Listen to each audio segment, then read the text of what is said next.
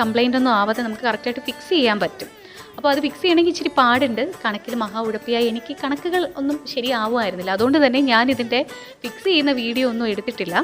അപ്പോൾ അതിൽ ലോക്കുണ്ട്. ആ ലോക്കൊക്കെ കൃത്യമായിട്ട് ഇട്ട് കഴിഞ്ഞാൽ നമുക്കിത് കറക്റ്റായിട്ട് കണക്ട് ചെയ്ത് എടുക്കാനായിട്ട് പറ്റും. പക്ഷേ കുറച്ച് സമയം എടുക്കും. പിന്നെ ബുദ്ധിയുള്ളവർക്ക് ഇത് പെട്ടെന്ന് എടുക്കാൻ പറ്റും. എനിക്ക് അത്രയും ടാലൻറ്റ് ഇല്ലാത്തത് കൊണ്ട് തന്നെ ഇത്രയും സമയം എടുത്തു ഇതൊന്ന് ഫിക്സ് ചെയ്ത് എടുക്കാനായിട്ട്. ഫിക്സ് ചെയ്തു എന്ന് വെച്ചിട്ട് നമുക്ക് ജോലിയൊന്നും തീർന്നില്ല. ഇനി ഇത് എവിടെയെങ്കിലും പ്ലേസ് ചെയ്യണം അല്ലേ?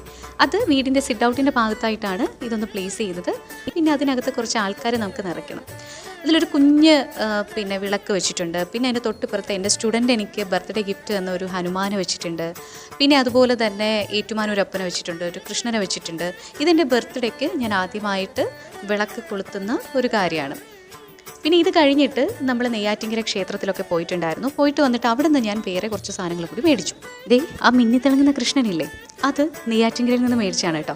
പിന്നെ അതിൻ്റെ ചുറ്റും മുമ്പിലായിട്ട് ഒരു മധുര മീനാക്ഷി ദേവിയുടെ ഒരു വിഗ്രഹം ഇരിപ്പുണ്ട്. അതും എൻ്റെ സ്റ്റുഡൻ്റ് എനിക്ക് കൊണ്ടുവന്നതാണ്.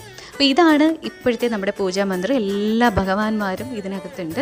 വളരെ ഐശ്വര്യമായിട്ട് ഈ കാര്യങ്ങൾ ഇനിയും അങ്ങോട്ടല്ലേ ഒരു ചെറിയൊരു ദൈവസാന്നിധ്യം നമ്മുടെ വീട്ടിലുള്ളത് വിശ്വാസത്തിൻ്റെ ഒരു പുതിയ തുടക്കമായിട്ടാണ് ഞാനെപ്പോഴും കണക്കാക്കുന്നത്.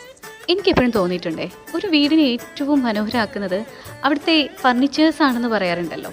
അതുപോലെ തന്നെ ആ ഒരു വീടിന് ശാന്തി നൽകുന്നത് ഇപ്പോഴും അവിടുത്തെ ദൈവ സാന്നിധ്യമാണ്. ഇന്ന് എൻ്റെ വീട്ടിലേക്ക് ഞാൻ വാങ്ങിയ ഈ ഒരു പുതിയ പൂജാമന്ത്രിനെ കുറിച്ച് വാദോരാതെ സംസാരിക്കുമ്പോഴും എനിക്കിതൊരു അലങ്കാരം മാത്രമല്ല, ഓരോ ദിവസവും കുറച്ച് നിമിഷം എൻ്റെ മനസ്സിനെ ഒന്ന് ശാന്തമാക്കാനുള്ളൊരു കുഞ്ഞു സ്ഥലമാണ്. ജീവിതത്തിലെ നമ്മുടെ എല്ലാം തിരക്കുകൾക്കിടയിൽ പലപ്പോഴും നമ്മളെ തന്നെ മറക്കാറുണ്ടല്ലേ. പക്ഷെ ഒരു പ്രാർത്ഥന, അല്ലെങ്കിൽ നമ്മൾ തെളിയിക്കുന്ന ഒരു ദീപം, ഒരു നിശബ്ദത, ഇതൊക്കെ തന്നെ മനസ്സിന് നൽകുന്ന ശക്തി ചെറുതൊന്നും അല്ലെന്നേ.